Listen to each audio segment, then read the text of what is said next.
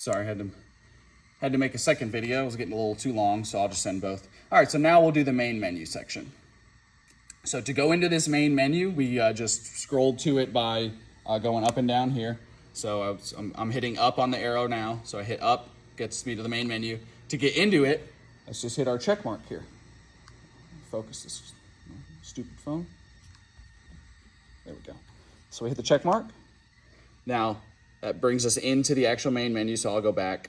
So, and to go back, like to get out of that, I just hit the left on this arrow. So again, I'm gonna hit the check mark to go into the main menu, and it brings us here. And then again, to back out, hit this button here, and I'm gonna hit that button and watch and it backs me out. So, all right, again, hitting the check mark. So first things first, in our main menu, we have riding modes. So you, like I showed you earlier, we have those 3 riding modes that you can switch between. Now, if you ride through one of those modes, like let's say you rode in road and you were like, man, the mapping of like the ABS and the traction control of road felt great, but I like the throttle response, and throttle mapping means the throttle response. So you're like, I like the throttle response of sport. You can come down here and hit the check mark on the sport map. So that way it's just kind of like a ability to kind of customize your own mode. If you ever want to reset them to default, boom. Bike setup, TSA is your Triumph Shift Assist. Just always leave that enabled. If you don't want to use your shift assist, just pull your clutch in like normal. Indicators are set to cancel automatically. I recommend just leave that on. Traction control, say you go down a gravel road or something and you want to disable that. This is where you can disable that. To select stuff, just always use the check mark. And then service, this is just another place where you can see what you need to do for your next service. And again, I'm backing out of all these options just by hitting this button on the left. All right, now we go to trip setup. Let's say you wanted your trips to reset, and to select these options, you can either, sorry, I forgot to say, to like go into trip 1 reset, for example, you can either hit right on this arrow, right on the D-pad, or you can hit the check mark. So either one will kind of like get you into the options. So I'm hitting the right arrow. You see how it brings me in.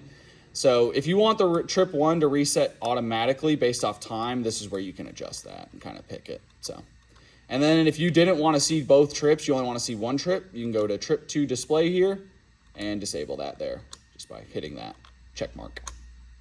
I'll leave it on though for you and you can kind of decide. Display setup. So this is a pretty big one. So we have brightness, just another place where you can adjust that. Visible trays. So this is pretty cool. You do have some stuff on here that's all this stuff is what's on the main menu. So if there's some stuff you like don't want to see on your main menu, you can uncheck some of this. So like I'm gonna uncheck the Bluetooth stuff.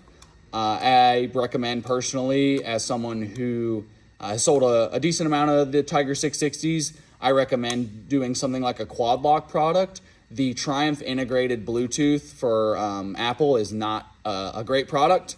So I really recommend doing something like a quad lock. So I'm gonna uncheck a lot of those Bluetooth stuff for you. If that's something you're interested in and you want me to show you how to use the Bluetooth, I can.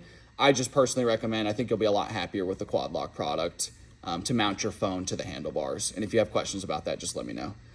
All right, so that's visible trays, kind of just checking stuff off that main menu. So I'll kind of show you how it's a lot more cleaned up now. So we're gonna back out, just by going left on the D-pad. Now we're gonna go to shift indicator and going into that menu by hitting right.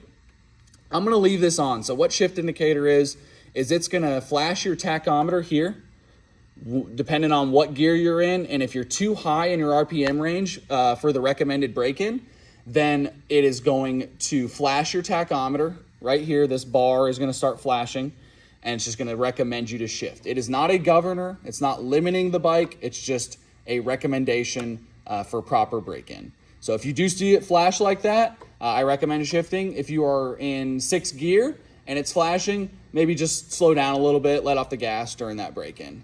So I'm gonna leave that on. If you want me to show you how to turn that off, if you forget or can't find the video again, just call me. I can show you how to do that. Then you have language, units, clock, date, all that good stuff. And then we just back out again. We'll back out. Now we're back at the main, kind of main screen. Now watch a lot of that stuff that I turned off in that visible tray section. We're gonna see there's just way less stuff to cycle through on your screen. And cool thing I didn't notice, or I didn't tell you, this is your main gear indicator screen, but let's say you switch and you want to see your trip screen. You see how your gear indicator now moves up to here, so you can still know what gear you're in. Yeah. Enjoy, man. If you have any other questions, just give me a shout, and Kevin should be here shortly and get it loaded up, and I'll be here back on Tuesday, so just shoot me an email or give me a call if you have any questions. Thanks, man. Bye.